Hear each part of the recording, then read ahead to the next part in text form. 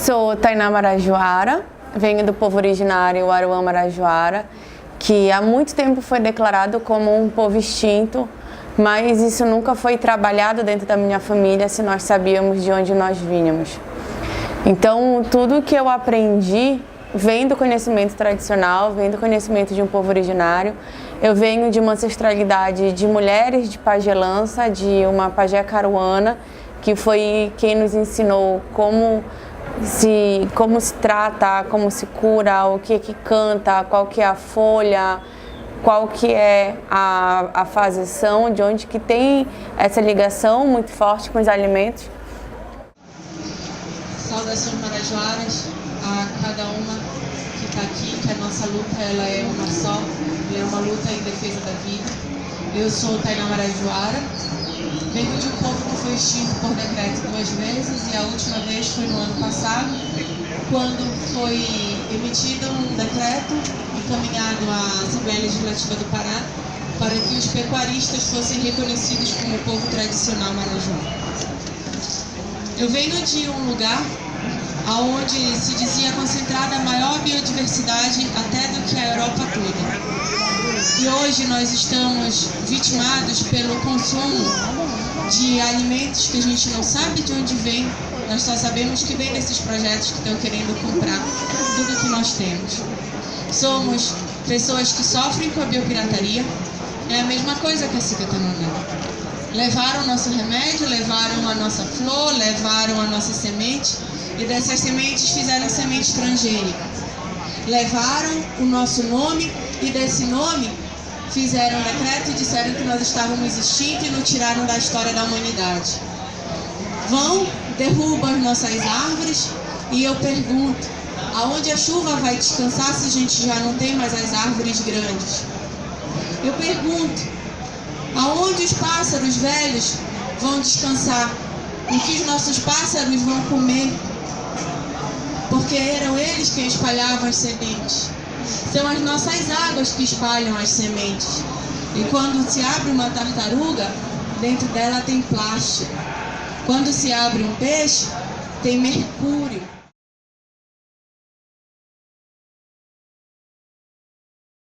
O meu pai, desde criança, quando a gente acabava de comer, ele sempre pedia o caroço do que a gente tivesse na boca.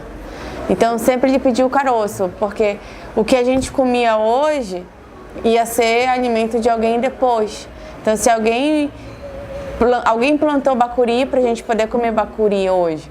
Alguém plantou castanha para nós podermos comer castanha hoje.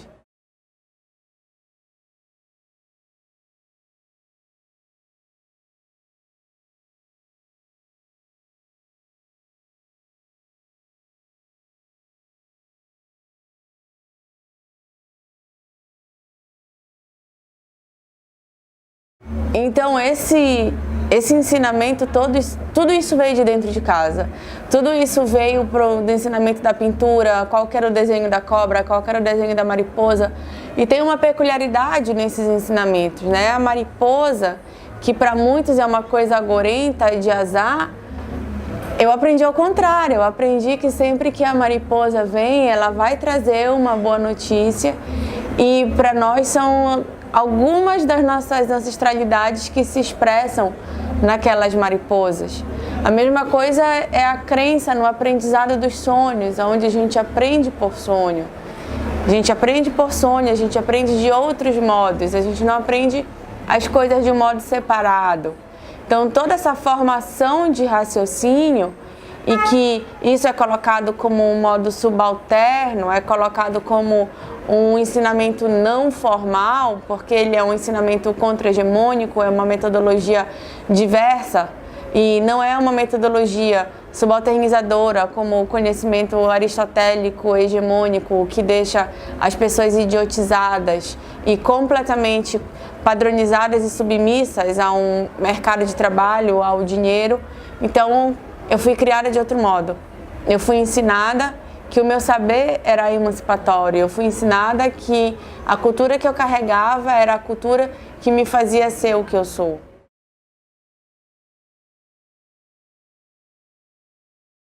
Não se falava em cultura alimentar. Até 2011 não tinha nenhum artigo acadêmico escrito sobre cultura alimentar e até 2013 a comida não era cultura no Brasil. Então, em 2009, nós iniciamos um trabalho muito grande chamado Projeto CATA, Cultura Alimentar Tradicional Amazônica. Só que quando nós fizemos esse trabalho, para nós, falar cultura alimentar era uma coisa completamente natural. Só que não fazia parte do nosso entendimento, que não estava sistematizado isso academicamente. Então, quando eu retorno em 2009, foi para fazer uma escuta e um reencontro com tudo aquilo que eu fui ensinada, com tudo aquilo que eu escutei a minha infância toda, as histórias, as personagens, as encantarias, os animais, a água, as estrelas e os tesos e as cerâmicas e tudo aquilo que eu escutava, e a gente não tinha essa oportunidade. Eu conhecia por sonho, eu conhecia por história, eu conhecia a partir do conhecimento tradicional. E se não fosse a oralidade e o entendimento de que essa oralidade ela é ciência para nós, esse conhecimento também teria se perdido, porque eu teria sido completamente dispersa da nossa origem, do nosso território, e teria sido subalternizada a partir do conhecimento ocidental. Mas isso não aconteceu. Então, quando vem o trabalho para fazer o registro do projeto CATA, que chama Cultura Alimentar Tradicional Amazônica, era entender o que é aquilo que não se come do que se come. Porque a comida não chega na mesa sozinha. O nosso território é o que nos mantém vivo. A nossa cultura é a nossa relação territorial. E não existe relação territorial e cultural a partir de práticas que são propostas do processo materialista capitalista. E eu vou falar agora de cultura alimentar. Ah, gastronomia é cultura. Será que é? Será que gastronomia é sinônimo de cultura? A gente esqueceu o que quer dizer a palavra? Foi isso? Gastronomia. Agronomia. É a ciência, não é? Não faz parte da ciência? Então é gastronomia. É a ciência do gastro. É a ciência que se convencionou como a ciência do sistema alimentar. Então tudo aquilo que se produz para alimentação, ele é um produto gastronômico.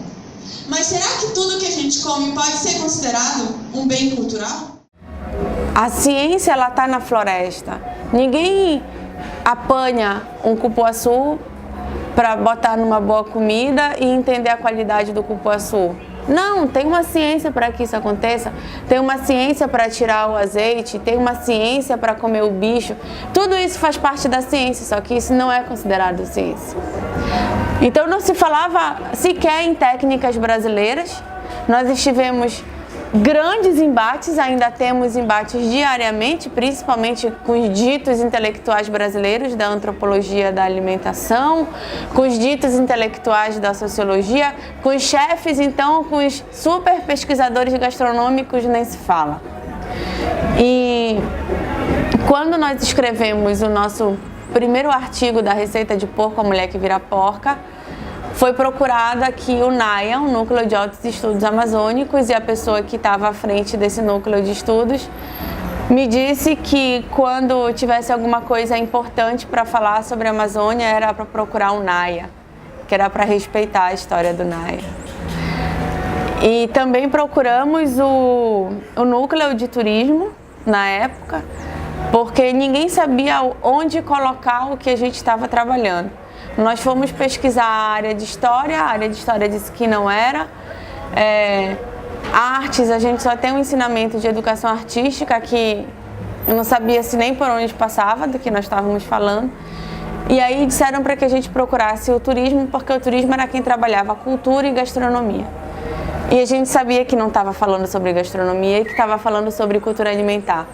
Então, quando chega a conversa com o coordenador lá, com uma pessoa do curso de turismo, chamada Álvaro do Espírito Santo. Ele também trata do mesmo modo. Acha muito interessante, mas o que a gente escuta é que é algo que ia nos colocar no passado e que isso não era interessante para o Pará. Então, nós tínhamos uma pesquisa na mão com mais de 700 itens, entre saber, fazer, falar e as encantarias. Um arcabouço científico gigantesco e ninguém queria ouvir o que a gente tinha para dizer. E quando a gente sai da UFPA com toda essa depreciação para o que nós tínhamos feito, em nenhum momento nós pensamos que ia parar ali. Bem, então se eles não querem saber o que a gente tem para dizer, isso é problema deles, porque nós sabemos o que nós estamos dizendo e nós vamos continuar. Então, também buscamos as referências de patrimônio histórico, de patrimônio cultural, e o que a gente encontrou no IPHAN era uma proteção apenas para o saber e fazer.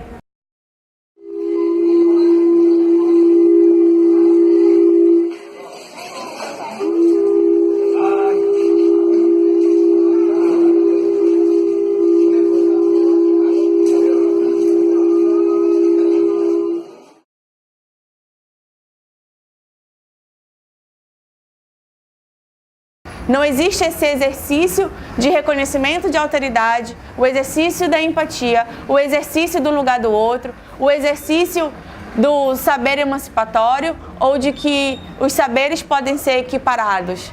Não, o processo gastronômico, ele é um espelho do processo materialista, capitalista e hegemônico, porque ele elenca, ele individualiza e ele padroniza. As escolas de gastronomia trabalham como padrão de qualidade o mesmo alimento pronto sempre para que aquela pessoa busque sempre aquele gosto. Então, o exímio chefe de cozinha, ele vai fazer todos os dias a quantidade que for a comida com o mesmo gosto. Isso é um monocultivo. É um monocultivo das ideias, é um monocultivo do gosto. Nós fazemos cultura. Para ser cultura, começa na diversidade. E como que eu não vou considerar a diversidade na hora de preparar um alimento? Por que eu vou preparar cupuaçu o ano todo? Se o ano tem o cupuaçu, eu tenho pupunha, eu tenho bacuri, tem inajá, tem taperebá, tem tucumã, tem biribá, tem miriti. Por que eu vou preparar só uma coisa?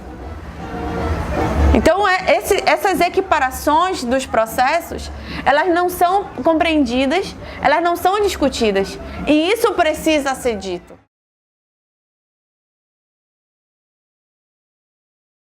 Iniciou também um processo político, né, de avanço político, de caminhada política, de conquista de espaço e de diálogos com vários povos do país inteiro, que culminou em 2013 na Conferência Nacional de Cultura, com a aprovação da moção 094, que é o que define o que é cultura alimentar, que fala sobre a consideração da dimensão simbólica do alimento, o saber fazer, falar, e também inclui a gastronomia desde que ela seja considerada cultura.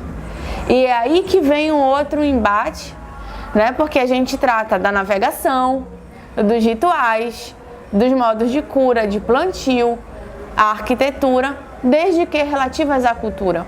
Nunca foi da nossa cultura alimentar devastar 300 mil hectares para plantar uma única coisa.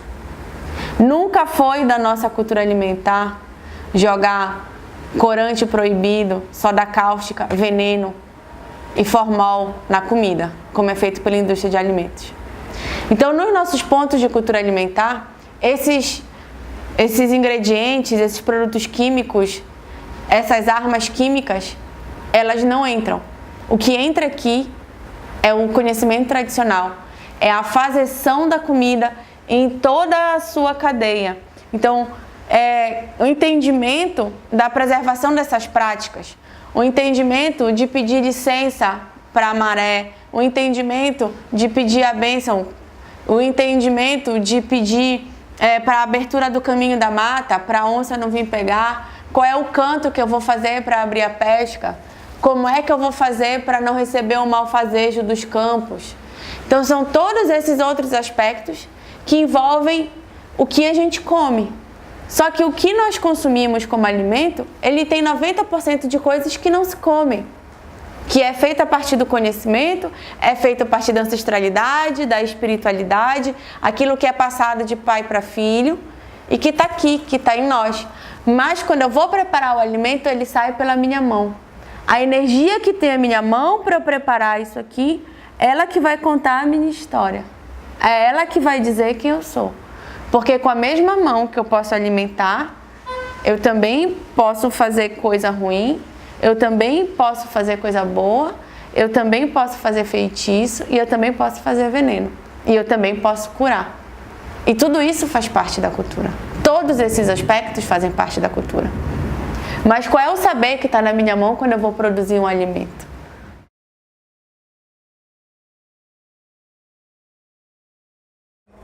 Só que vinha um avanço também da bancada ruralista, apesar de ser um governo de esquerda, que isso fique dito, foi no governo do PT que iniciou essa importação sem lastro de sementes transgênicas, que teve uma abertura gigantesca para o consumo de agrotóxicos e a construção e a previsão de construção de mais de 100 hidrelétricas para a Amazônia.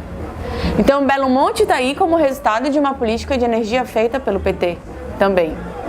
Ao mesmo tempo que nós tivemos um governo de esquerda, onde abriu o diálogo, onde reconheceu a participação social, onde reconheceu a legitimidade do conhecimento e a legitimidade desses movimentos também, por outro lado, também teve uma política de estanque da reforma agrária, de estanque da demarcação das terras indígenas, de aprovação e de subsídio fiscal para os grandes projetos, das mineradoras, dos bancos, das hidrelétricas. Só que o que nós não sabíamos é que já havia uma armadilha na Lei Rouanet. A Lei Rouanet já vinha sendo assediada pelo setor gastronômico e pelos garotos propagandas do lobby ruralista para que fosse aprovada a gastronomia na Lei Rouanet. E nós vínhamos com toda uma conquista social, por outro lado, para o reconhecimento da cultura alimentar como expressão cultural brasileira. Será que o temperinho, aquele negócio que dizem que é tempero e que tem agora com pedaços de verdura dentro, né? Se agora tem pedaços de verdura, era feito com o que antes? Sim, só agora que tem verdura. A gente passou 30 anos comendo o quê? Porque verdura tem só agora. Tá lá o expositor daquele caldinho lá, né? Que a gente come e passa mal. Tá lá o expositor do caldinho no supermercado, escrito agora com verduras de verdade. Em 2018, com verduras de verdade. Isso existe no Brasil desde a década de 70. Durante mais de 40 anos, vocês comeram o quê? Nós não sabemos no Brasil sequer o que tem dentro do leite, do açúcar e do café. Para não falar do resto das coisas, porque composto lácteo, aquilo ali não sabe nem o que foi colocado ali além da soda cáustica. Café no Brasil pode ter até 30% de qualquer coisa dentro. Então, não adianta alguém chegar para vocês e oferecer um café e dizer assim: ah, o meu café, ele é feito com grãos selecionados. O meu café é plantado na altitude, no grau tal. O meu café é colhido pelas mulheres fazendeiras de artesanato depois da curva do vento passando a montanha. Não adianta ninguém dizer isso para vocês, se eles não responderem a seguinte pergunta: tem veneno? Acabou. Se tem veneno, ele não é saudável. Se tem veneno, ele não tem qualidade. Se tem veneno, ele não garante nem a segurança, nem a soberania alimentar, que são direitos do povo brasileiro e são direitos fundamentais da humanidade.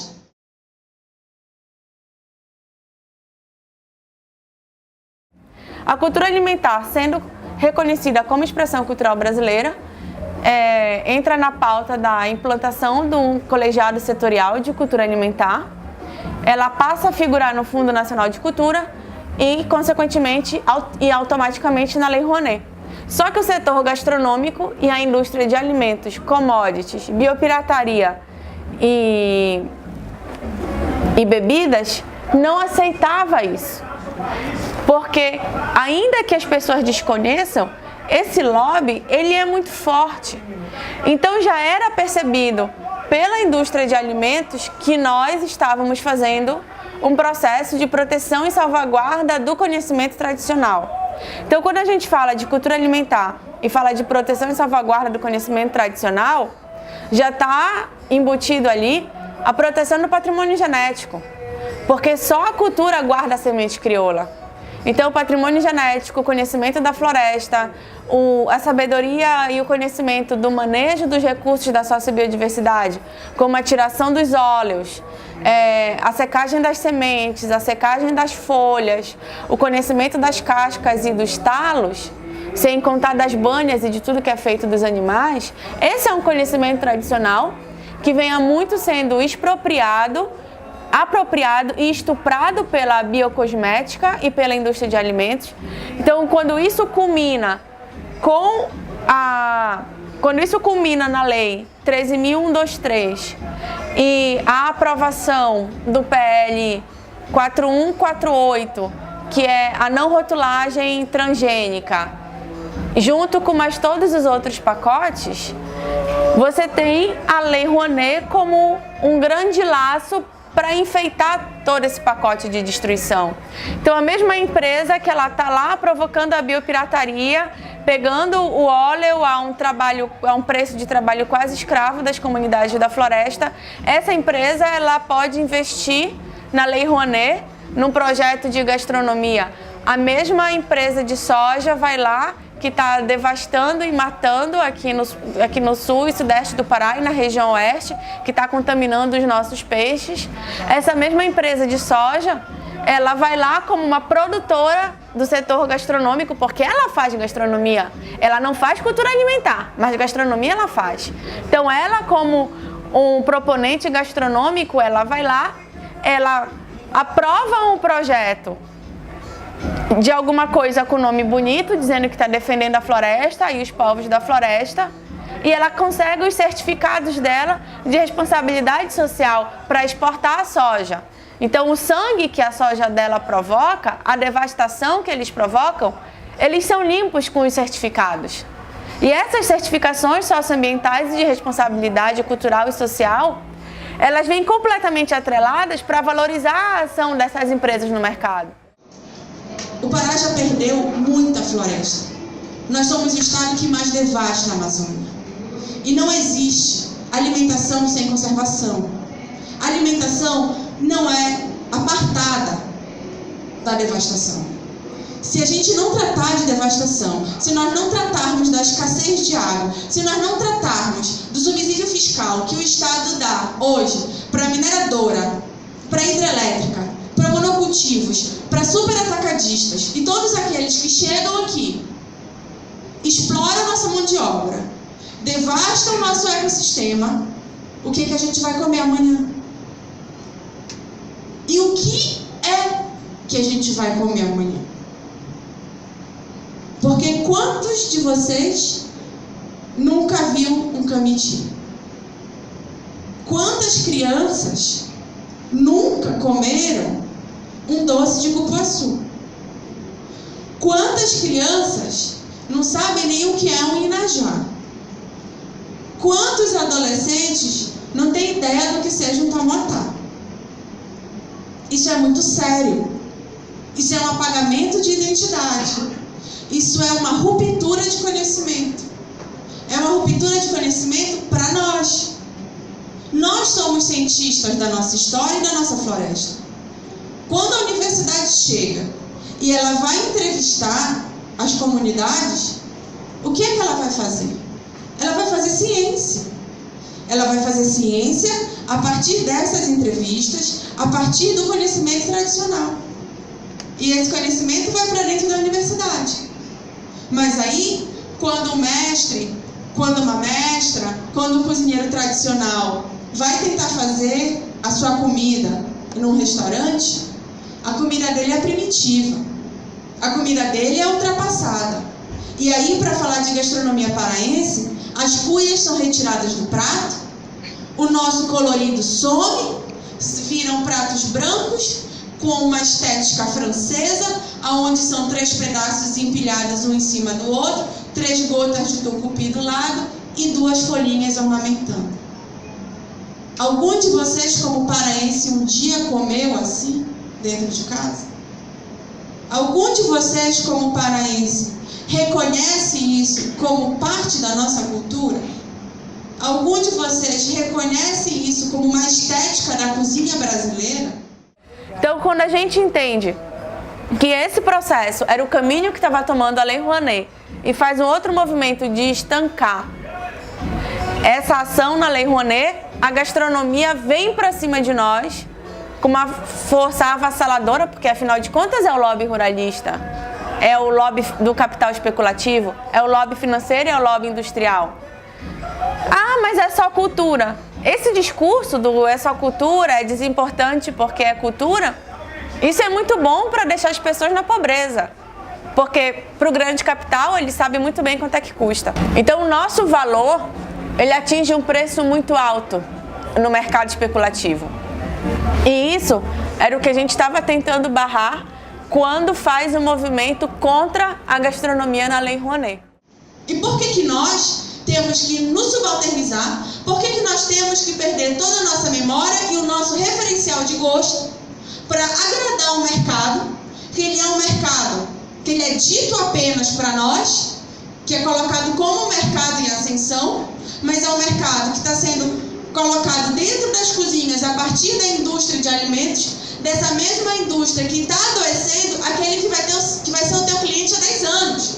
Ele não vai voltar no teu restaurante para comer, porque o teu restaurante tem produto químico. Ele não vai voltar na tua lanchonete para comer, ele não vai nem tomar um tacacá teu, porque o teu tacacá está com glutamato. Isso precisa ser refletido, isso precisa ser conversado. Não existe futuro quando a morte está dentro do prato das pessoas. E qual é a responsabilidade nossa, quanto cozinheiros? Cozinheiro é fazer comida boa?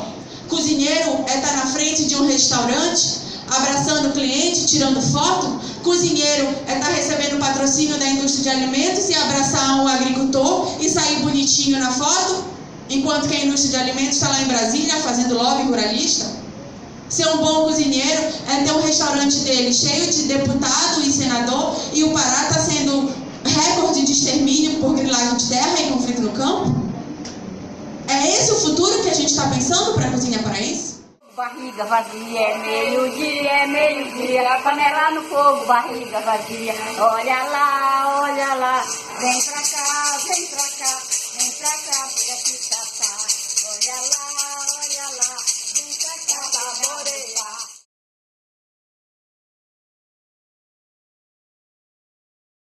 Não existe separar a cultura alimentar da salvaguarda da vida. E esses entremeios, essas transversalidades, elas têm algumas conquistas. Nós tivemos uma conversa e um apoio muito grande do CONSEA, do Conselho Nacional de Segurança Alimentar e Nutricional e Soberania Alimentar e Nutricional. Nós tivemos uma conversa muito boa com o IFAM, apesar de levar 4 anos, mas desses 4 anos nós temos 2 anos de golpe. Nós também tivemos uma conversa que foi fantástica com o SUAS, com o Sistema Único de Assistência Social, né? E isso se deve à sensibilidade do presidente do SUAS, que era o Fábio, na época, que o Fábio compreendeu que a segurança e soberania alimentar precisavam também considerar a cultura alimentar dentro da política de assistência social. Porque até então, na política de assistência social precisa de uma cesta básica, manda a cesta básica. E essas licitações são licitações para o país. E o que vai numa cesta básica numa medida compensatória de Belo Monte? A mesma coisa que vai para qualquer canto. São introduzidos ali alimentos que nunca foram consumidos. E quando se vai falar sobre as medidas compensatórias, são uma face muito cruel daquilo que é considerado algo reparador, porque provoca a desterritorialização pela boca. E essa desterritorialização, ela é provocada junto com o avanço do descomedimento. Ao mesmo tempo que avança a ideologia imperialista, né? Avança a dominação simbólica e o fascismo. Por outro lado, avança o descomedimento da violência, avança o descomedimento da destruição. Então esse mesmo fascismo, essa mesma destruição e dominação simbólica que diz assim: senhor não vai mais precisar plantar. Olha, cacique, não se preocupe, agora nós vamos dar conta de vocês. Agora tem cesta básica, agora tem água mineral, agora a gente traz tudo para vocês. Não se preocupe, agricultor, o senhor não vai mais ter um trabalho forcejado na roça para ficar tirando mandioca o tempo todo. Agora nós trazemos a cesta básica para vocês. E nessa cesta básica vai tudo que aquelas pessoas nunca comeram ou não têm acesso, mas chega como algo que é algo bonito, porque é o que está na televisão, é o que está no supermercado que nunca foi comprado. Mas se não foi comprado é porque no supermercado custa R$5 o quilo de feijão e na comunidade, na mão do regatão e do atravessador, esse quilo de feijão ele custa R$20. Então a criação da fome, a financiarização da fome e da pobreza, elas também são instrumentos do imperialismo alimentar.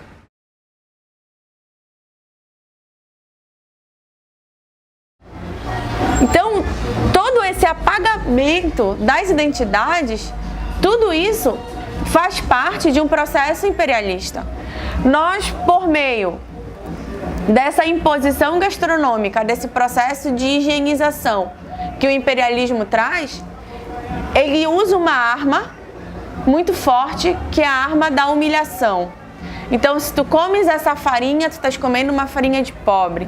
Se tu comes essa farinha, tu estás comendo essa farinha que é de porco. Esse teu chibé, esse teu angu, isso aqui é coisa lá de dentro, é coisa de quem não tem o que comer. Ah, credo, isso daqui é coisa de preto. Eu não vou comer porque isso aqui é comida de índio. Eu não vou carregar nada em palha porque eu posso usar uma sacola. Eu não vou comer farinha baguda, que nem essa aqui, que é uma farinha baguda. Eu não vou comer farinha baguda porque é uma farinha que é até ofensiva, que ela é muito grossa. As pessoas podem achar o que de nós? A própria cuia. Teve um período aqui em Belém que chegou a se questionar o uso da cuia para o tacacá. Então, por que não seria utilizado, substituído por qualquer coisa descartável? E isso tudo, a Secretaria de Turismo de todo o Brasil, todas as secretarias de turismo, elas têm um papel fundamental de destruição. Tanto as secretarias de turismo, quanto as secretarias de educação, quanto as secretarias de cultura. As de desenvolvimento e de agricultura e agropecuária são verdadeiros etnocidas.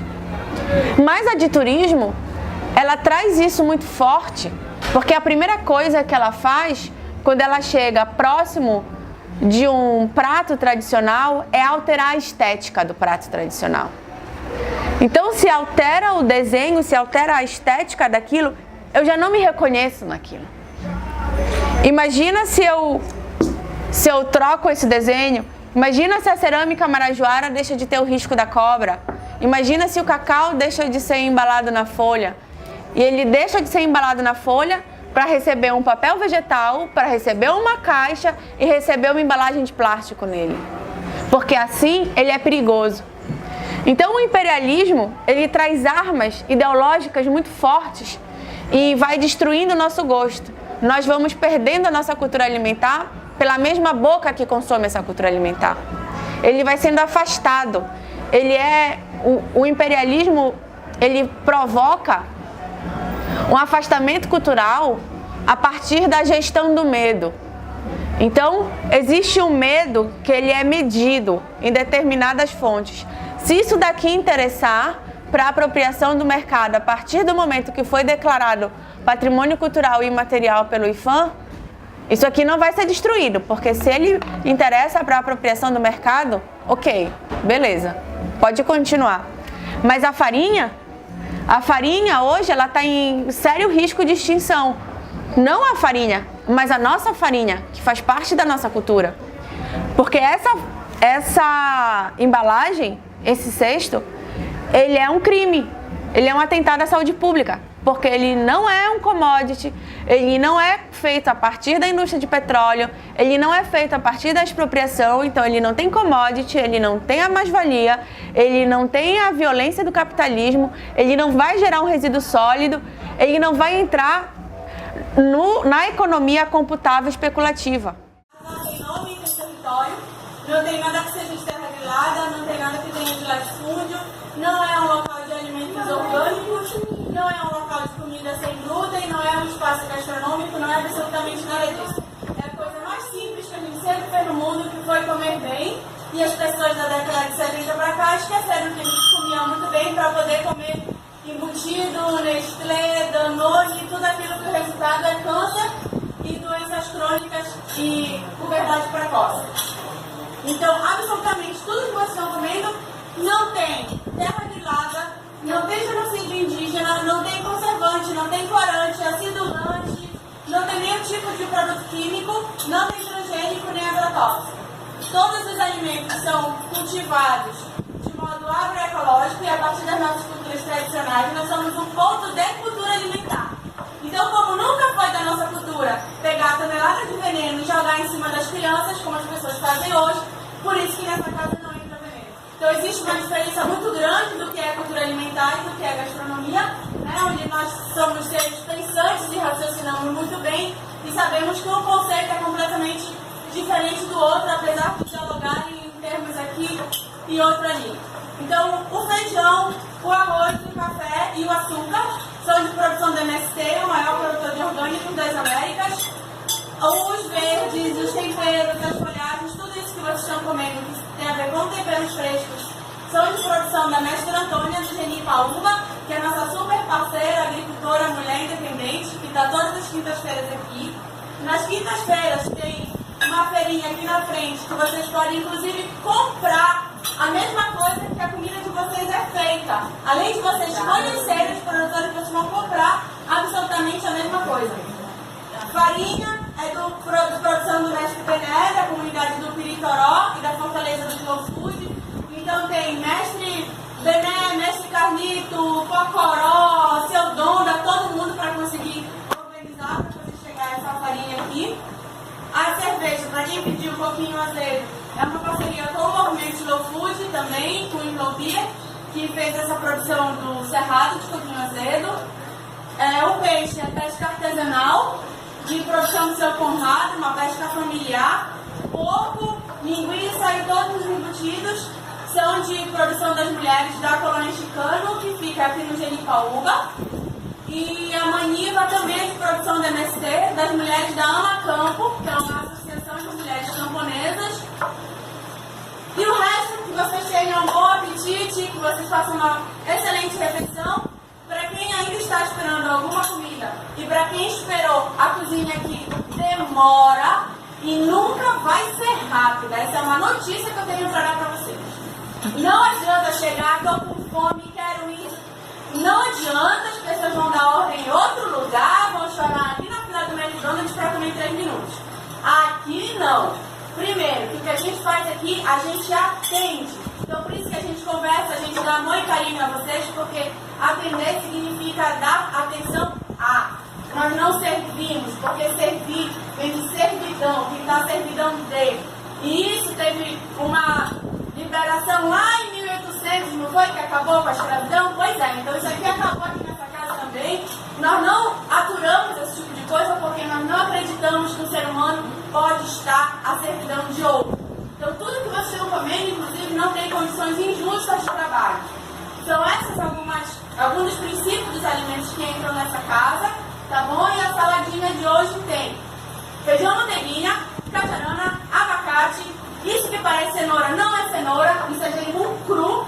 Tem dente de leão, orelha de macaco e tem também jambo rosa e jambo roxo. E tem mel de abelha do sul, que são as abelhas nativas de produção do povo indígena Sateré-Noé. Então pronto, é isso. Bom apetite a todos e a todas. E agora eu vou voltar para a cozinha e até mais tarde.